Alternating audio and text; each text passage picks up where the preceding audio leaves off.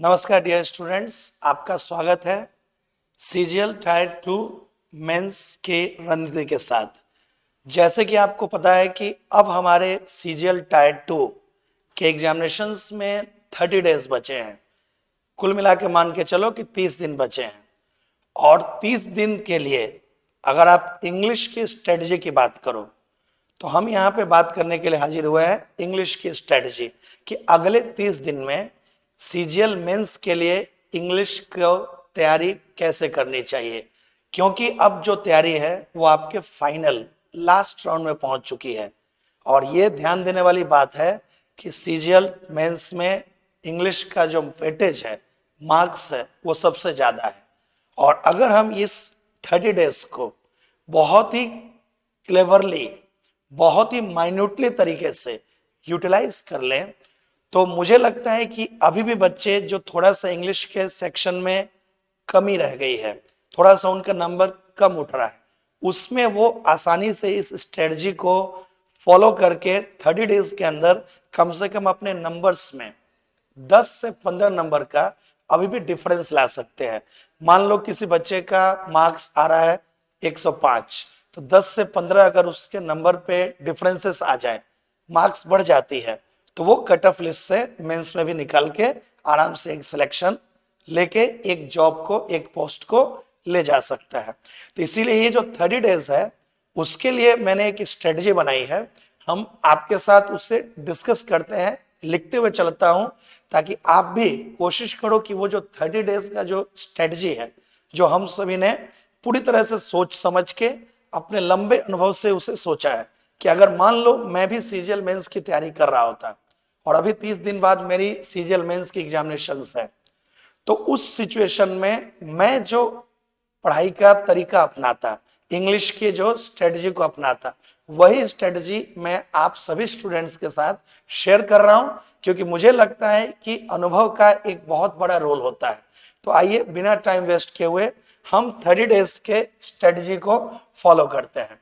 अगर मैं कल से मान के चलूं, क्योंकि देखो 18 दिसंबर को हमारा एग्जामिनेशन, मतलब 18 जनवरी को हमारा एग्जामिनेशन है, तो अभी देखा जाए तो 30, 31 दिन, 32 दिन जो भी है हमारे पास टाइम बचा हुआ है। तो उसके अकॉर्डिंग हम 1 बाय 1 सेगमेंट में डिवाइड करते हैं। फर्स्ट हम स्टार्ट करेंगे। फर्स्ट देखो हम लोग यहाँ पे जस्ट अ सेकेंड, हम टॉपिक का नेम इस साइड लिखते हैं। हम इस साइड टॉपिक का नेम लिखेंगे और इस साइड हम डेज की बात करेंगे, जो कितने दिन में हमें वो टॉपिक को खत्म करना है, ताकि हम इसी के हिसाब से स्ट्रेटजी लेके चले। तो फर्स्ट अगर मैं बात करूं तो मैं सबसे पहले फर्स्ट जो इंग्लिश का जो तैयारी करूंगा उसमें मैं सबसे पहले कॉमन एरर्स और सेंटेंस इंप्रूवमेंट को लेके चलूंगा। फर्स्ट पार्ट में कॉमन एरर और सेंटेंस इंप्रूवमेंट के पार्ट को लेके चलूंगा, क्योंकि मुझे लगता है कि कॉमन एरर से 2 से 3 क्वेश्चन आ रहे हैं, सेंटेंस इंप्रूवमेंट में भी मान के चलो कि 1 या 2 क्वेश्चन तक जा रहे हैं। मतलब है कि ये जो पार्ट है आपके 4 से 5 क्वेश्चंस पे इफेक्ट डालेगा, और 4 से 5 क्वेश्चन मतलब एक बहुत ही मेजर पोर्शन हो गया, क्योंकि वो 12 से 12 नंबर या 15 नंबर तक का भी ये क्वेश्चन इसमें जा सकते हैं। मतलब कि ये एक इजी पार्ट है जहां पे अगर आप थोड़ा सा केयरफुल हो जाओ तो नंबर उठ सकता है। तो अगर मैं तैयारी कर रहा हूं सीजीएल मेंस की, तो मैं सबसे पहले एरर और इंप्रूवमेंट उठाऊंगा, क्योंकि दोनों का नेचर सेम है। अगर आपने एरर ठीक कर लिया तो इंप्रूवमेंट लगभग ठीक हो जाती है, और अगर आपने इंप्रूवमेंट किया तो एरर का भी तैयारी लगभग ठीक ही है। वो दोनों एक दूसरे को मतलब जो सपोर्ट करते हैं, एक दूसरे के लिए सप्लीमेंट का काम करते हैं। तो एरर और इंप्रूवमेंट को करने के लिए जो भी आप प्रीवियस ईयर कर चुके हैं, चाहे पिनाकल किया हो, चाहे किरण किया हो, या एमबी पब्लिकेशन, जहां से भी आपने सेंटेंस इंप्रूवमेंट और कॉमन एरर किया है, उसके लिए देखो आप ऑलरेडी उस सब चीजों को तैयारी कर चुके हो। अब आपको लास्ट के इसमें मैक्सिमम 3 डेज देना चाहिए। 3 दिन से ज्यादा एरर और इंप्रूवमेंट में आपको बिल्कुल भी नहीं देना चाहिए। 3 दिन के अंदर जितने भी 600-700 क्वेश्चन एरर के और 400-500-600 क्वेश्चन जो भी है इंप्रूवमेंट के आराम से आप टारगेट रखो कि 300-400 करके 2-2 3-3 घंटे में वो क्वेश्चन को एक बार ग्लांस करते हुए चले जाए, क्योंकि सारे क्वेश्चंस में दिक्कत तो होगी नहीं। जहां भी आपने मार्क किया होगा जो टफ क्वेश्चंस हैं या जहां पे थोड़ा सा दिक्कत आई होगी उस क्वेश्चन पे थोड़ा फोकस ज्यादा डालना है। जो इजी पोर्शन होंगे उसे बस रैंडमली जो है आप गेस करते हुए आगे निकल जाओ, क्योंकि ध्यान रखो अगर मान लो 1000 क्वेश्चन है दोनों मिला के या 1500 है, तो उस 1500 में 100-150 ही क्वेश्चन होंगे जिसमें कुछ चीजें होंगी, टफ चीजें होंगी जो सीखने लायक होगी। बाकी सभी तो बस नॉर्मल ही क्वेश्चंस होते हैं जो फटाफट रिवीजन करते हुए आंखों के सामने से एक बार गुजर जाएगी तो वो चीजें आपके माइंड में एक्टिव रहेगी। तो हम एरर और इंप्रूवमेंट का 3 दिन रखेंगे। उसके बाद हम अगला पॉइंट पकड़ेंगे voice and narration. Voice and narration को हम लोग अगला पार्ट देंगे। क्यों? क्योंकि वॉइस और नरेशन एक तो सबसे इजी पार्ट है आपके सिलेबस में, प्लस ये आपके कम से कम 4 क्वेश्चंस पे तो असर डालेगा ही मिनिमम। कभी कभी तो मैंने देखा कि 5 क्वेश्चंस भी आए हुए हैं, तो 4 क्वेश्चन भी अगर मान लो लेके चलते हैं कि 2 वॉइस से 2 नरेशन से, तो 12 नंबर के क्वेश्चन पे डालेंगे असर। और बहुत ही इजी है, इसमें गलती होने के चांसेस बिल्कुल नहीं होने चाहिए। अगर 4 क्वेश्चन है तो 4 में 4 ही सही होनी चाहिए। तो वॉइस नरेशन में आपको मैक्सिमम अगर बहुत ज्यादा जाना है तो आपको 3 डेज का टाइम देना चाहिए। मैं थोड़ा एक्स्ट्रा ही लिख रहा हूं क्योंकि वैसे चाहे तो वॉइस नरेशन आप 2 दिन में भी खत्म कर सकते हो। तो वॉइस नरेशन का आप जितने भी प्रीवियस ईयर के किए हुए हैं वो कर डालिए। कोशिश करो कि 400-500 जो क्वेश्चंस वॉइस से हो जाए, 400-500 क्वेश्चंस नरेशन से हो जाए। और उसमें भी अगर आपको एडवांस क्वेश्चन की जरूरत पड़े तो श्योर 60 गुरुकुल के हमारे चैनल पे मैंने वॉइस के टॉप 150 क्वेश्चंस और नरेशन के भी टॉप 150 क्वेश्चंस करवा दिए हैं। अगर आप उसे भी ग्लांस कर लोगे तो उससे टफ किसी भी एग्जामिनेशंस में, किसी भी किताब में उससे ज्यादा वैरायटी और टफ क्वेश्चंस नहीं है। तो आप उससे भी चाहो तो वॉइस नरेशन को कंप्लीट कर सकते हैं। तो ये तो आपका 6 दिन का रूटीन रहा। नेक्स्ट आते हैं थर्ड पार्ट में। थर्ड पार्ट में हम चलेंगे fill in the blanks. Fill in the next part आप रखेंगे फिल इन द ब्लैंक्स, और इसी में हम होमोफोन्स को भी कवर कर लेंगे क्योंकि वो भी एक तरह से आपका फिलर के रूप में ही आपसे पूछेंगे। तो फिल इन द ब्लैंक्स और होमोफोन्स को मिला के आपको 3 डेज का टाइम लगेगा, क्योंकि ये पार्ट थोड़ा सा कॉम्प्लिकेटेड हो जाता है क्योंकि 4 ऑप्शंस देते हैं और चारों ऑप्शंस में हो सकते हैं कि वोकैब या ग्रामर का अलग अलग कंसेप्ट वो पूछ सकते हैं। तो इसी कारण से फिल इन द ब्लैंक और होमोफोन्स में हम 3 डेज का टाइम देंगे। और ध्यान रखिए उसमें वही करना जो प्रीवियस ईयर में आ चुके हैं, या तो आप किरण कर रहे हो या तो पिनाकल कर रहे हो या जो आपके टीचर्स ने जहाँ पे आपको उसकी प्रैक्टिस कराई हो आप उसे करके उसे छोड़ दीजिए। क्योंकि अभी के समय में नए क्वेश्चंस को अगर आप करने जाते हो तो वो एक तरह से, मैं ज्यादा तो नहीं बोलूंगा लेकिन मैं जरूर करना चाहूंगा, अगर अभी कोई बच्चा नया क्वेश्चन करने जाता है जो सीजीएल मेंस, सीजीएल टायर 2 की तैयारी कर रहा है, तो वो जस्ट लाइक सुसाइडल है। वो एक आत्महत्या करने जैसा ही स्ट्रेटजी मैं मानता हूं। वो इसलिए क्योंकि अगर आप अभी नया करने जाते हो क्वेश्चंस या नए कंसेप्ट को सीखने जाते हो, इंग्लिश ही नहीं किसी भी सब्जेक्ट की बात कर रहा हूं, अगर किसी भी सब्जेक्ट में आप कुछ नया चीजों को कवर करने जाते हो तो इसका मतलब है कि बाकी जो आपने साल, 1.5 साल, 2 साल की जो मेहनत है उस मेहनत को आप साइड कर रहे हो, उस पर ध्यान नहीं दे पाओगे। कहीं ना कहीं टाइम को आपको कंप्रोमाइज करना होगा और वो चीजें ज्यादा नुकसान करेगी। तो इसलिए ध्यान रखना, कुछ नए करने से अच्छा है कि आपने जो साल, 1.5 साल में जो भी चीजें की है उसका रिवीजन करना सीजीएल मेंस में ज्यादा नंबर लाने की गारंटी होता है, ना कि कुछ नया कंसेप्ट सीखना। क्योंकि नए कंसेप्ट को सीखने में टाइम लगेगी, फिर उसको रिवीजन भी करना होगा, तब जाके वो आपका अपना होगा। क्योंकि कोई भी कंसेप्ट जब 8-10 बार आंखों के सामने से ना गुजरे तब तक उस कंसेप्ट का कोई फायदा नहीं है। एग्जामिनेशंस में एग्जामिनर आपको उलझा देगा और आखिर में नंबर कट जाते हैं। तो इसीलिए फिलर्स में, फिल इन द ब्लैंक और होमोफोन्स में कोशिश करो कि जो प्रीवियस ईयर में आए हैं उसे कर लो, जो जो टफ पोर्शंस हैं उसी को देखते चलो। इजी है वो पहले भी आपने अपने आप से कर लिया था एक बार में, बाद में भी आएगी, एग्जाम में अगर आ गया तो भी आप करके निकल जाओगे। तो इजी को ज्यादा टाइम देने की जरूरत नहीं है। फिल इन द ब्लैंक और होमोफोन मिला के ज्यादा होंगे 600 700 या 1000 क्वेश्चन होंगे। तो 3 दिन में आराम से उसे 300 350 करके आप उस क्वेश्चन को इजिली कर सकते हो। तो आपको फिल इन द ब्लैंक और होमोफोन को देखना चाहिए। अब आते हैं हम लोग क्लोज टेस्ट। क्लोज टेस्ट ये आपका मेंस में 4 ब्लैंक आते हैं। एक क्लोज टेस्ट देते हैं जिसमें 4 ब्लैंक रहते हैं, मतलब कि 12 मार्क्स का हो गया। मतलब इसका बहुत ज्यादा वेटेज इसका भी है, इसे भी आप कम नहीं मान सकते हो, क्योंकि फिल इन द ब्लैंक और होमोफोन मिला के 4 से 5 क्वेश्चन वहां भी थे, यहां भी आपके होंगे।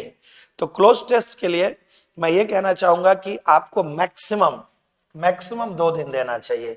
2 दिन से ज्यादा क्लोज टेस्ट को आपको बिल्कुल नहीं देना चाहिए, क्योंकि 4 क्वेश्चंस आने हैं। क्लोज टेस्ट आप ऑलरेडी 6 महीने साल भर से तैयारी कर ही रहे हो, फिलर देख ही रहे हो, फिल इन द ब्लैंक भी आपको क्लोज टेस्ट में हेल्प कर ही देता है। तो इसीलिए मैंने पहले कहा कि जब भी आप रिवीजन करने जाएं तो पहले फिलर और होमोनिम्स को कर ले, फिर जाके क्लोज टेस्ट करोगे तो क्लोज टेस्ट में बहुत ज्यादा सपोर्ट मिलेगी। तो क्लोज टेस्ट भी जो प्रीवियस ईयर के आपने किए हैं, जो 10 साल 15 साल के जो भी 100 150 200 जो भी क्लोज टेस्ट है, उसमें से जो वीक पॉइंट है आपके, या जहां पे पॉइंट्स में आप अटके थे, उस पॉइंट को फोकस ज्यादा करना। अदरवाइज एक ओवरऑल समरी के रूप में देखते चलना, जिसमें ये होगा ये होगा ये होगा। तो आप अगर 100 के करीब भी क्लोज टेस्ट कर लो, या 70-80 भी क्लोज टेस्ट आप रिवीजन कर सको 2 दिन के अंदर, तो वो मोर देन एनफ है। इससे ज्यादा की आपको जरूरत नहीं पड़ेगी, क्योंकि इसमें कंसेप्ट ऑलरेडी क्लियर रहता है, इजिली आप इसे कर पाएंगे। तो क्लोज टेस्ट तक चलते हैं, फिर नेक्स्ट पार्ट में आते हैं। 5th पार्ट में आते हैं हम लोग इसे करेंगे पैसेज। आपके सीरियल मेंस का ये सबसे मेन पार्ट है, क्योंकि पिछले बार भी हमने देखा कि 3 पैसेज आए थे और प्रत्येक पैसेज से 4-4 क्वेश्चन थे, मतलब 12 क्वेश्चन हो गए। 12 मतलब 12 into 3 36 मार्क के आपके पैसेज आ रहे हैं। मतलब कि कहा जाए कि सीजीएल मेंस में जो सबसे इंपॉर्टेंट, सबसे ज्यादा जो वेटेज है, वो है आपका पैसेज का। तो पैसेज सबसे ज्यादा टाइम टेकिंग हो सकता है, इसीलिए आपको पैसेज में 3 डेज तो देना है, क्योंकि और सब कहीं जो हम 3 डेज दे रहे हैं तो उसमें अलग अलग चीजें आ रही है, लेकिन पैसेज में 3 दिन सिर्फ पैसेज को देना है, क्योंकि 12 क्वेश्चंस आएंगे। और कोशिश करो कि पैसेज में आप थीम, टोन और टाइटल, इस पे फोकस ज्यादा रखना। थीम, टोन और टाइटल, ये फोकस ज्यादा रखना, क्योंकि अगर 3 पैसेज आ रहे हैं और अगर उनमें उसमें 2-3 थीम या 2-3 टाइटल पूछ लिया, तो जनरली एक एवरेज देखा गया है कि बच्चे 3 में से 1 या 2 गलत करते हैं, और ये आपको बहुत ज्यादा पीछे खींच के ले जा सकता है। तो थीम, टोन और टाइटल पे पैसेज में थोड़ा ज्यादा फोकस करना, क्योंकि इनके अलावा तो फैक्चुअल क्वेश्चंस होंगे, पैसेज में कहीं ना कहीं वो आंसर लिखा होगा, उसे देखकर आपको टिक मारना रहेगा। तो वहां पे आप अटकोगे नहीं, अटकोगे यहाँ पे थीम में, टोन में या टाइटल में। इसके लिए आप एक काम कर सकते हो कि हमने जो है श्योर 60 गुरुकुल के जो चैनल है हमारा, इसी चैनल पे मैंने थीम, टोन और टाइटल से रिलेटेड पैसेज का एक महामैराथन क्लास कराया था। उस महामैराथन क्लास के स्टार्टिंग में थीम, टोन और टाइटल पे हमने अच्छी बात की थी, और उससे बहुत सारे वैरायटी के क्वेश्चंस भी पैसेज मैंने कराया था। तो अगर आप उसे भी कर लो तो लगभग थीम, टोन, टाइटल में आप ज्यादा अटकोगे नहीं, वहां से बच के निकल जाओगे। तो आप इसके लिए कोशिश कर सकते हो कि आपने जो प्रीवियस ईयर कर रहे हैं वो तो कर ही लो, जो प्रीवियस ईयर के जो आपने पैसेज किए हैं कर लेना। उसके साथ साथ श्योर 60 गुरुकुल के हमारे इस चैनल पे थीम, टोन, टाइटल से रिलेटेड मेरी क्लास, महामैराथन क्लास दिख जाएगी, 5.5 पौने 6 घंटे की है, उसे भी कर लीजिए। तो जो भी कमियां रहेगी वो उसमें खत्म हो जाएगी, और इस पार्ट में आप फंसोगे नहीं। तो ये रहा आपके लिए पैसेज के लिए। अब आते हैं हम लोग अगला पार्ट, सिनोनिम्स और एंटोनिम्स। सिनोनिम, एंटोनिम्स आपको 3 दिन का टाइम देना पड़ेगा, क्योंकि इसमें ढेर सारी चीजें हैं, वोकैब ज्यादा होता है, उसे कवर करने में थोड़ा टाइम तो लगता है। क्योंकि इससे ज्यादा 3 क्वेश्चन होने चाहिए, 4 भी हो सकते हैं, लेकिन ओवरऑल देखा गया कि एक एवरेज 2 सिनोनिम 1 एंटोनिम या 2 एंटोनिम 1 सिनोनिम होता है, या फिर अगर कुछ ज्यादा बनेंगे तो 2 सिनोनिम 2 एंटोनिम देंगे। तो 3 क्वेश्चन का एक एवरेज हम लेके चलते हैं कि 9 नंबर का ये क्वेश्चंस देंगे। और इसमें भी कोशिश करना कि जो रिसेंट 2024 प्री में 2024 pre CGL pre CHSL pre और मेंस सीपीओ प्री और फिर उसके बाद 2023 2022 और 2021, अगर इसके भी अगर आपने वोकैब को सीजीएल मेंस और प्री का देख लिया तो लगभग हद तक जो है कि ये कंट्रोल में रहेगी। इससे ज्यादा आने के चांसेस थोड़ा सा कम ही है, क्योंकि हम आपके पास टाइम नहीं है कि आप ज्यादा रिवीजन करो। ये कर लेना, ये तो आप चाहो तो एक दिन में कर सकते हो। इसके अलावा जो बाकी 2 दिन बचेंगे उसे जैसे आपने येलो बुक या ब्लैक बुक जहां से भी किया है आप उसको एक बार ग्लांस कर लेना, ताकि जो भी चीजें कुछ अनकॉमन भी आएगी तो उनमें 8-10 साल का रिकॉर्ड दिया हुआ है तो आपको बचा के निकाल लेंगे। लेकिन जब सिनोनिम एंटोनिम करना तो ये वाले सेक्शन को पहले कर लेना, क्योंकि चांसेस बहुत ज्यादा होते हैं कि इनसे क्वेश्चंस बैठ जाएंगे। सिनोनिम एंटोनिम के बाद आपको 7 नंबर में आना है इडियम्स और वन वर्ड सब्स्टिट्यूशन। इडियम्स और one word substitution, idiom and one word substitution. इसमें भी आपको 3 डेज का ही टाइम मिलेगा। इसमें भी सेम कोशिश करना कि 2024 सीजीएल प्री का CGL pre CHSL pre plus mains दोनों देख लेना, सीपीओ प्री, इसके अलावा 23 22 2023 2022 2021 कोशिश करना कि ये पहले करें, क्योंकि इनसे आने के प्रोबेबिलिटी ज्यादा होती है। इसके बाद जो आपने येलो बुक रखा हुआ है या फिर जो ब्लैक बुक है वो कैब का, उससे, क्योंकि वो दोनों प्रीवियस ईयर के हैं, बहुत ही अच्छे बुक हैं, उससे आप जो भी आपको लगे कि जिस पार्ट में मुझे दिक्कतें आ रही हैं, ध्यान रखना सिनोनिम एंटोनिम थोड़ा टफ है रिवीजन मानना, लेकिन ईडियम और वन वर्ड को आसानी से 3 दिन में खत्म की जा सकती है, तो ये आराम से किया जा सकता है, तो इसे कर लेना। फिर इसके बाद आते हैं आपका जो एक और पार्ट बचा हुआ है वो है spelling correction. Spelling correction, spelling correction से कभी कभी आप देखोगे स्पेलिंग करेक्शन,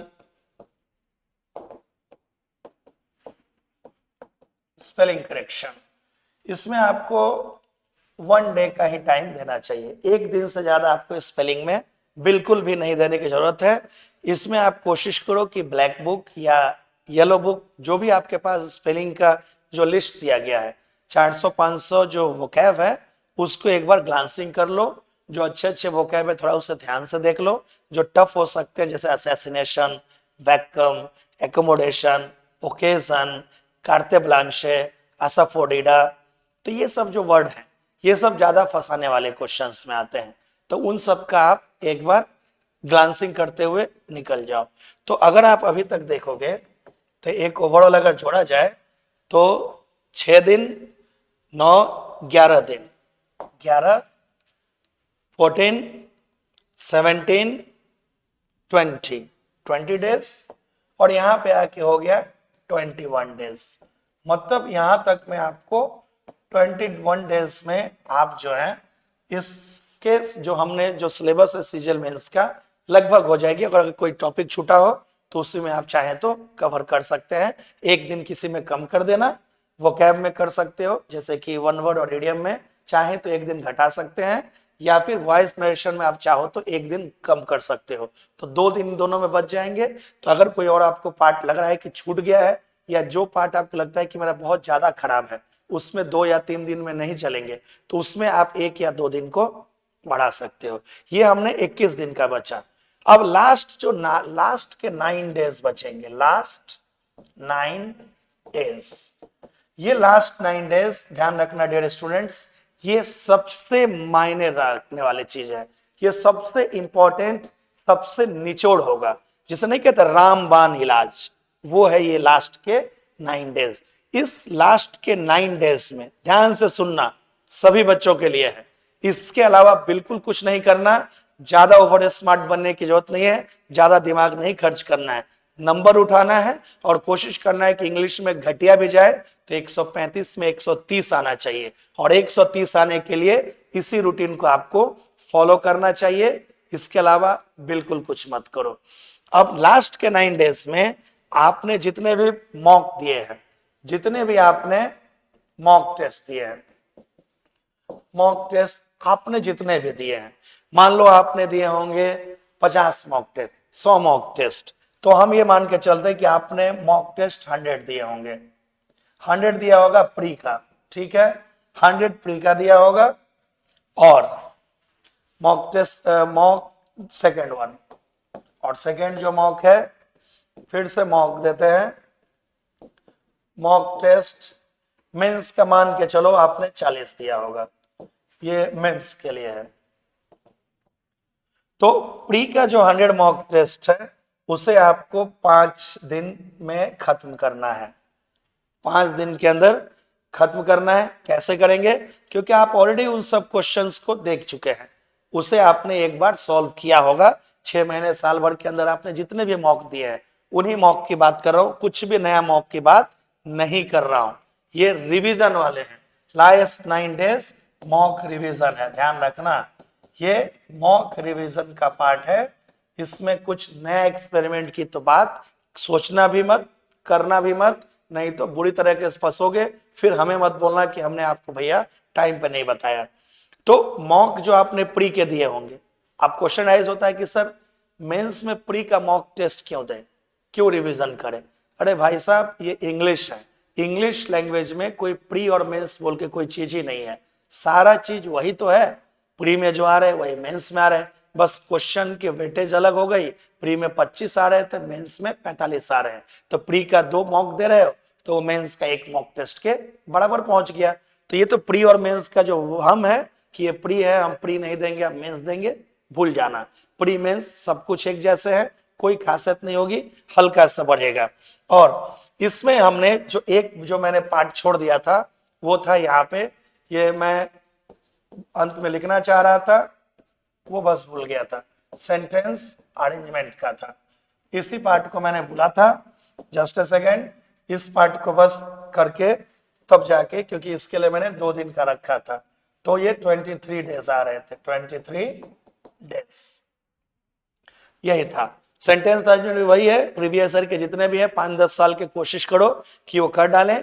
और सेंटेंस ये अरेंजमेंट में बस मैं एक आपको यहाँ लिखना चाहूंगा, जो लॉन्ग वाले हैं, लॉन्ग पैसेजेस जो है, लॉन्ग पैसेजेस वाले, उस पे फोकस ज्यादा करना, क्योंकि मेंस में सेंटेंस अरेंजमेंट ही इकलौता चीज है जो आपको फंसा सकता है, क्योंकि इसमें 4 क्वेश्चन तो लेके चलो कि वो पूछने ही वाले हैं, मिनिमम है कि 4 क्वेश्चन तो वो पूछेंगे ही पूछेंगे, और उसमें भी लेंदी वाले पूछेंगे, वो जो प्री उरी में जो पहले पढ़ते थे उसे भूल जाना, शॉर्ट वाले जो सेंटेंस अरेंजमेंट है जो पिनाकल में दिया है उसे भूल जाना, कोशिश करना कि इसमें किरण वाले जो है, किरण का ज्यादा अच्छा रहेगा आपके लिए, किरण का, या फिर जो हम लोग गुरुकुल में हम यहाँ पे जो टॉप 200 जो अवेलेबल कराने वाले हैं परसों, टॉप 200 ये हमारे गुरुकुल जो है अवेलेबल कराएगा टेलीग्राम चैनल पे परसों, उसे ले सकते हैं टॉप 200, या फिर किरण का प्रीवियस ईयर में भी जो लेंदी वाले हैं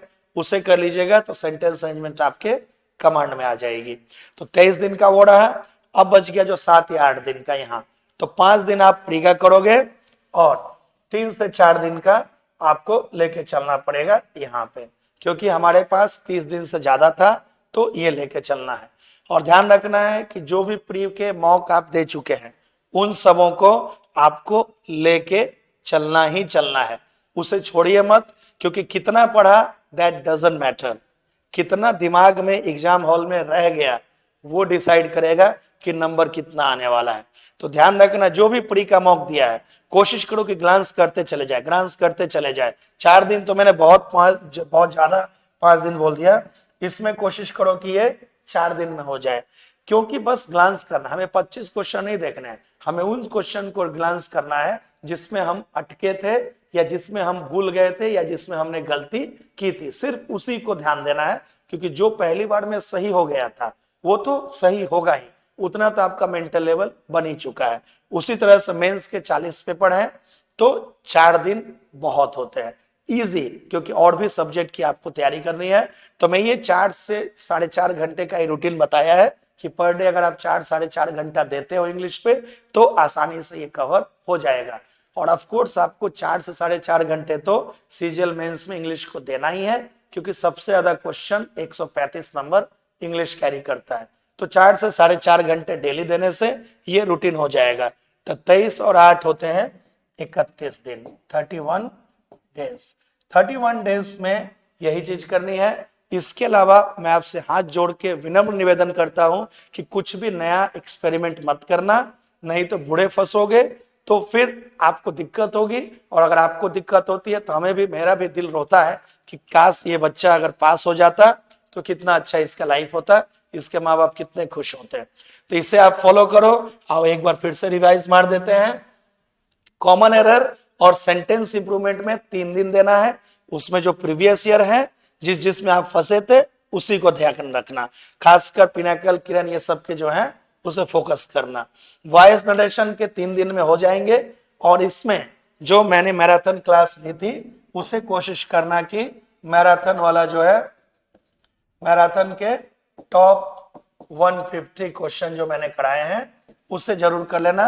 150 क्वेश्चन वॉइस में कराए थे, 150 नरेशन में, हमारे श्योर 60 गुरुकुल के चैनल पे। उससे वॉइस नरेशन कंप्लीट हो जाएगी। फिल इन द ब्लैंक और homophone. Fill in the blank CGL 2024 pre में जो आया था, सीजीएल 2024 प्री में जो आया था वो मैंने यूट्यूब चैनल पे, इस पे श्योर 60 पे करा दिया है, उससे भी देख लेना, थोड़ा सा कंसेप्ट क्लियर हो जाएगा, फिर आगे बढ़ जाए। क्लोज टेस्ट में 2 दिन से ज्यादा बिल्कुल मत देना, क्योंकि ये 4 क्वेश्चन आएंगे और एक ही कहानी रहेंगे, तो वो आप उसे कर पाओगे। फिलर और होमोफोन करने के बाद क्लोज टेस्ट हो जाते हैं। फिर आते हैं आपका पैसेज, सबसे ज्यादा वेटेज कैरी करता है, तो 3 दिन पैसेज को एकदम ईमानदारी से देना है।